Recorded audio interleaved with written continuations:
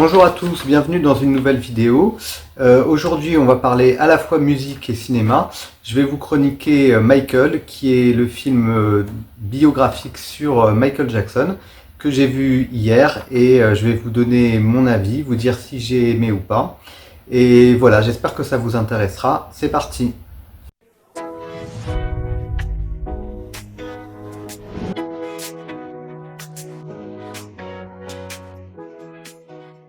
Donc c'est un film qui est réalisé par Antoine Fuqua et qui est écrit par John Logan, et le projet remonte à 2019. Donc ça a mis quand même très longtemps à se réaliser en vrai. Et c'est un film quasiment officiel, on peut dire, puisqu'une grande partie des gens de la famille Jackson sont investis dans le film en tant que producteur.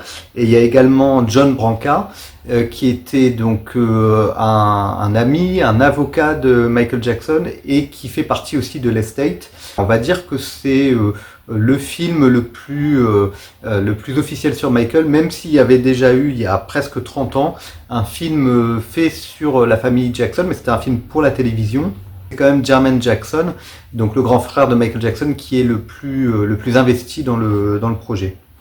Voilà, et c'est donc son fils Jafar qui a le rôle de Michael Jackson. Donc au départ, il ne pensait pas du tout faire ça. On a mis un certain temps à le convaincre de faire ce projet. Évidemment, c'est une grosse responsabilité pour lui. Et il s'est préparé pendant 2 ans pour jouer donc son oncle, Michael Jackson. Et il faut savoir que c'est son premier film en fait. Donc, alors une chose que vous avez certainement entendue, c'est que tout simplement le film a été modifié. Donc en fait on ne voit pas du tout le film qu'on aurait dû voir. C'est pour ça qu'il y a une rumeur, mais pour l'instant rien n'est confirmé, qu'il y aura un deuxième film. Mais au départ le film devait être beaucoup plus long en fait. Mais ils se sont rendus compte qu'il y avait des accords que Michael Jackson avait signés dans les années 90 et qui faisaient qu'on ne pouvait pas porter en fiction, notamment tous les problèmes qu'il a eu en 1993. Donc finalement ils ont décidé de réduire le film en le finissant dans les années 80. Mais finalement c'est pas forcément une mauvaise chose, je vous expliquerai pourquoi. Et puis ce qu'il faut noter, qui est quand même assez notable, c'est que plusieurs personnes malgré tout de la famille Jackson n'ont pas voulu participer au projet. Donc il y a Janet, Rebby, Randy et Paris, donc la fille de Michael Jackson. Et donc ça reste un peu ouvert, on ne sait pas exactement pourquoi. Bien pour tout simplement aller droit au but, le film est déjà numéro 1 du box-office et il est actuellement le 4e film le plus rentable de 2026. Donc c'est un grand succès. Alors maintenant, je vais vous expliquer les points positifs et négatifs de ce long métrage, et à la fin, je vous donnerai ma note sur ce film et je vous dirai donc si je vous recommande ou pas d'aller le voir au cinéma. Donc les points positifs, c'est que l'énergie et la créativité de Michael Jackson sont très bien transmises, et moi c'est ce que j'ai aimé surtout dans le fait de le voir au cinéma, c'est que on est vraiment dans cette créativité, dans cette folie, et j'ai trouvé que ils ont très bien traduit ça, ce qui était le caractère exceptionnel de Michael Jackson, c'était sa capacité à avoir un univers créatif très riche et à le transmettre aux gens, et il arrivait à emporter tout le monde dans ça. Il y a notamment des scènes où il décide pour le clip de Beat It de prendre des membres d'un gang et de les faire danser dans son clip pour compenser entre guillemets la violence qu'il voit et qu'il sait qui existe dans les quartiers noirs avec les gangs qui s'entretuent. Et en fait, il était vraiment convaincu que la musique pouvait guérir de tout. Donc cette énergie-là, cet idéalisme-là, c'est très bien transmis et c'est une des choses que j'ai préférées dans le film. On ressent très bien aussi son désir d'émancipation. C'est évidemment lié au fait que son père a contrôlé énormément sa carrière. Le fait aussi qu'il était dans un groupe et que lui avait l'étoffe pour faire une carrière solo. Même si je dirais que c'est un petit peu injuste pour les frères, parce qu'en vrai, je trouve que les frères Jackson ont tous des grands talents créatifs, et je pense qu'ils ont aussi contribué quand même au succès. Et il ne faut pas oublier que quand on regarde les crédits, beaucoup écrivaient, composaient, et donc on voit tout ce parcours-là, puisque c'est seulement à la fin du film qu'il réussit vraiment à s'émanciper de sa famille. C'est assez courageux d'ailleurs, c'est assez satisfaisant que la famille ait mis en avant et accepté un scénario qui mette en avant ce point-là, puisque finalement ils auraient pu aseptiser ça. Mais en fait, on voit bien que malgré tout, c'était important pour Michael de s'émanciper de toute sa famille. Ce que j'ai trouvé intéressant dans la psychologie du personnage, c'est que plutôt que d'en faire un peu le prototype de la réussite à l'américaine, ils ont montré son côté très timide, très fuyant, son côté aussi très enfantin, presque efféminé on pourrait dire, et son caractère qui est quasiment l'antithèse de ce qui est d'habitude projeté dans la pop music ou dans le R&B, c'est-à-dire le prototype d'un homme très fort, très viril, très conquérant. Et lui, se basant comme référence sur Peter Pan, bah, il a construit son personnage complètement différemment, mais en fait c'était aussi lié à sa nature très timide. Alors évidemment on comprend que sa nature très timide vient de l'éducation très dure qu'il a subie, et d'ailleurs ce tempérament presque effacé et timide, on le retrouve chez ses frères et sœurs, c'est-à-dire que quand ils sont sur scène, ils sont des bêtes de scène, et quand ils sont dans leur vie privés, ils sont extrêmement craintifs. Donc ça c'est vraiment une particularité intéressante et c'est assez bien montré dans le film. Un autre point positif, c'est Jafar Jackson, donc qui se donne au maximum pour incarner son oncle. Il fait vraiment un super boulot. J'ai bien aimé le fait qu'il arrive à reprendre certaines de ses mimiques. J'ai bien aimé le fait qu'il arrive à incarner sa nervosité. Donc je trouve qu'il fait le meilleur boulot possible, sachant aussi que c'est son premier rôle. Mais après, attention, c'est pas parfait non plus quand même. Et alors une chose qui est sur laquelle on pouvait se poser des questions et sur lequel ils sont quand même là encore assez réalistes, c'est que Michael Jackson est plus présenté comme quelqu'un qui serait plus asexuel plutôt que hétérosexuel. Moi, personnellement, j'ai jamais été convaincu par son hétérosexualité. Je pense qu'il a eu des dates, il a été marié, mais bon, on se doute bien que ces mariages n'ont pas été consommés, et je pense que globalement, il n'avait pas trop d'attrait pour les femmes. Je pense qu'il observait plutôt le monde, et le film le montre assez bien. Donc, par exemple, dans les années 80, il avait une romance avec Brooke Shields, mais c'est pas mentionné dans le film, parce que moi, j'ai tendance à penser que c'était surfait, que c'était un peu je pense qu'ils s'entendaient bien, mais que je pense que c'était un peu de la publicité, quoi. Donc finalement, c'est laissé en suspens, voilà. Il n'a pas réussi à passer le cap de l'âge adulte, et c'est assez bien montré dans le film, ce qui n'empêche pas qu'il était extrêmement ambitieux, extrêmement intelligent, mais il ne se vivait pas comme un adulte, quoi. On le voit pas avoir d'intérêt romantique pour quelqu'un. Voilà, après je vais prendre les points de vue plus négatifs du film. Il n'y a pas son côté joker, il n'y a pas son côté blagueur. Tous les gens qui l'ont côtoyé disaient que c'était quelqu'un qui était très rigolo, qui aimait faire des blagues, qui aimait dire des bêtises, il faisait des fausses taches d'encre sur le lit de Latoya pour l'énerver. Bref, il faisait plein de choses comme ça, et donc il avait un côté sympathique et rigolo. Le film se concentre plus sur ses difficultés personnelles. Donc je vais vous faire un spoiler, mais mais en même temps tout le monde connaît l'histoire de Michael Jackson, non ? La grande difficulté qui est mise en avant dans le film, c'est la brûlure qu'il a subie sur la publicité Pepsi Cola en 1984. Donc ça a été un traumatisme physique et psychologique pour lui, mais en même temps ça lui a donné l'énergie d'aller de l'avant et de se rendre compte que en fait son destin c'était d'être chanteur, et qu'il avait pas du tout, il aurait pu abandonner ou il aurait pu mettre sa carrière en pause pendant quelques années, et il a décidé de pas le faire, il a décidé de tout donner. Donc il avait vraiment c'est pas seulement son père qui le forçait à faire ce métier, c'est lui aussi qui avait cette énergie, qui avait ce besoin de transmettre au public sa musique, quoi. Une autre chose que j'ai trouvé un peu dommage, c'est que la majorité des frères et sœurs ne sont pas mentionnés, ne sont pas mis en avant, sauf Latoya.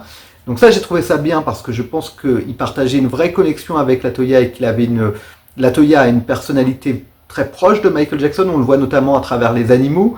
Latoya avait cette fascination pour les serpents, lui avait cette fascination pour les singes.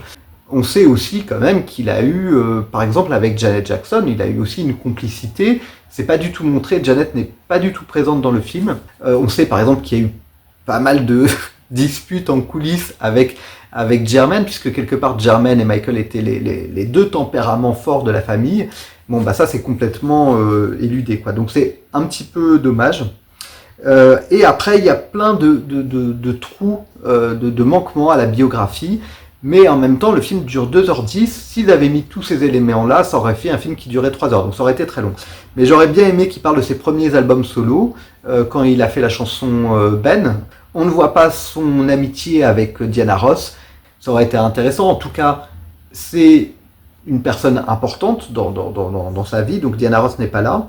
Et puis j'aurais bien aimé qu'il parle de l'album Triomphe, de la chanson Can You Feel It, qui était le premier super clip que les Jackson ont fait, et qui je pense a inspiré Michael, parce qu'il a fait Can You Feel It, parce qu'il a pu aboutir son rêve. Ensuite il a voulu faire Beat It, ensuite il a voulu faire Billie Jean, et ensuite il a voulu faire Thriller. C'est logique, le clip de Thriller est mis en avant. Moi personnellement je trouve pas que ce soit c'est pas mon clip préféré du tout de Michael Jackson, mais j'aurais préféré qu'il montre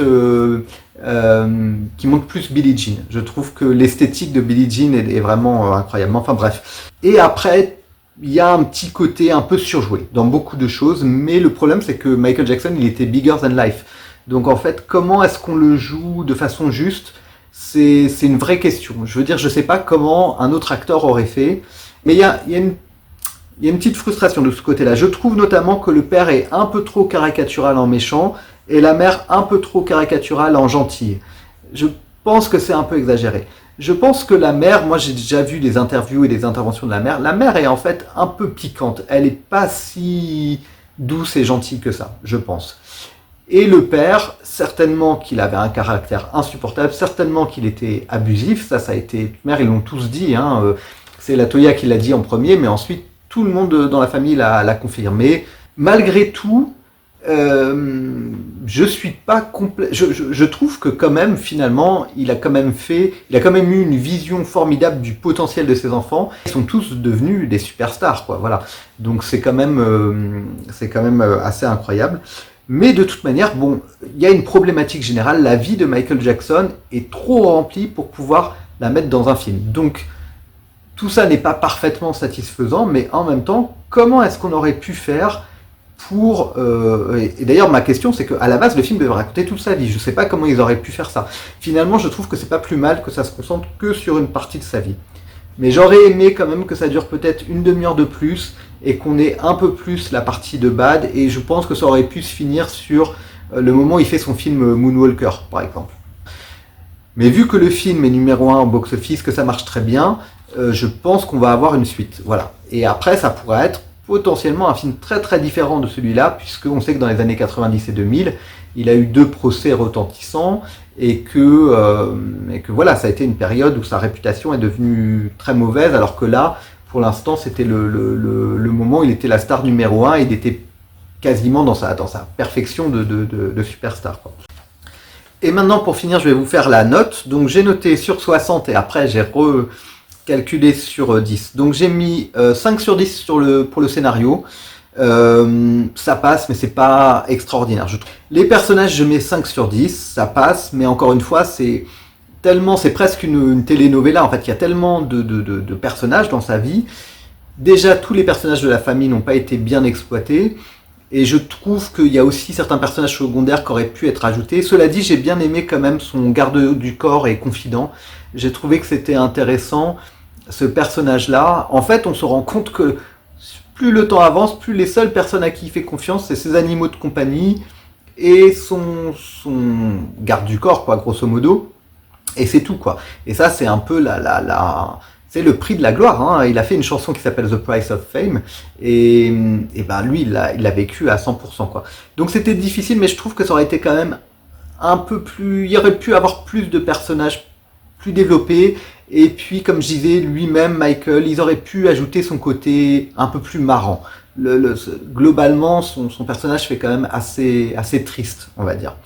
Les visuels, l'esthétique, j'ai mis 8 sur 10. On a un grand spectacle. C'est pour ça que c'est quand même bien de le voir au cinéma, on en prend plein la vue et c'est joli. Les scènes de concert sont très bien, moi j'ai vraiment aimé. Ce que j'ai vraiment aimé notamment, c'est le fait qu'ils aient fait la chanson Human Nature en concert. J'adore cette chanson, je trouve que c'est une des meilleures chansons de Michael Jackson et c'était un pari audacieux de la mettre. Il y a tellement d'autres chansons qu'ils auraient pu mettre, donc ça j'ai bien aimé. La réalisation, j'ai mis 7 sur 10. C'est propre. Antoine Fuqua, c'est un réalisateur expérimenté. Le scénariste aussi. Hein. Globalement, c'est très joli. Peut-être que ça manque, j'aurais pu mettre plus, mais peut-être que ça manque un peu de points saillants. J'aurais aimé peut-être presque à la limite, un côté un peu plus clip vidéo, à certains moments en tout cas. Mais globalement, c'est très bien fait, c'est joli. La psychologie, 6 sur 10. C'est intéressant, mais c'est pas parfait. Mais globalement, ce qui est quand même intéressant, c'est que il y a quand même ce côté fuyant, ce côté timide qui est mis en avant et qui est vraiment quelque chose d'inédit. Si on compare par exemple Michael Jackson à Madonna, Madonna elle a typiquement une personnalité de leader. Elle a une personnalité rentre dedans. Et ça, c'est plutôt le prototype des gens qui réussissent. Michael Jackson, il a l'antithèse. Il a un caractère, un tempérament de personne secrète, timide. Et c'est très étonnant et très intéressant qu'avec cette personnalité-là, il ait réussi à être l'artiste numéro 1. Et après l'originalité, j'ai mis 4 sur 10 parce que voilà, ça reste un film très classique. C'est un petit peu comme le biopic sur Elton John, un peu comme sur le biopic de Freddie Mercury. Peut-être que malgré tout, j'ai préféré le biopic de Elton John et de Freddie Mercury, mais j'avais aussi moins d'attentes. Comme je suis quand même assez fan de Michael Jackson et que je connais très bien toute sa carrière, j'avais des attentes plus hautes, donc j'étais un petit peu plus déçu. Mais en même temps, l'avantage de ce manque d'originalité, c'est que ça reste quand même un peu un feel-good movie. Et c'est quand même agréable. Donc ça nous fait 35 sur 60, donc j'ai arrondi à 6 sur 10. Donc voilà, donc globalement, c'est un bon film, mais c'est pas parfait. Cela dit, je vous recommanderais d'aller le voir dans les cinémas parce que je trouve qu'on en prend plein la vue. La musique est vraiment, on a vraiment envie de chanter, de danser. Et puis, tout ce que faisait Michael Jackson, c'était du grand spectacle. Donc ça va avec le cinéma, donc ça va avec le fait de le voir en grand écran. Donc voilà, si vous avez vu le film, n'hésitez pas à me partager votre avis dans les commentaires. La presse a été plutôt négative sur ce film, les spectateurs sont plutôt positifs, mais il y a forcément, le sujet est tellement grand qu'il y a forcément des déceptions, donc je serais curieux d'avoir votre avis. Voilà, une réflexion que je me faisais, c'est que raconter la vie de Michael Jackson au cinéma, c'est presque impossible. Donc je pense que par rapport à l'ampleur du défi, ils ont fait le mieux possible, en fait. Voilà, bien autrement, je vais essayer de refaire des vidéos plus régulièrement. Donc vous pouvez regarder ma chaîne pour découvrir des vidéos sur le cinéma et sur la musique. Je me suis aperçu que ce mois-ci de mai, je fête les 10 ans de ma chaîne. Donc voilà, ça me fait très bizarre. J'ai pas l'impression d'être depuis 10 ans sur YouTube.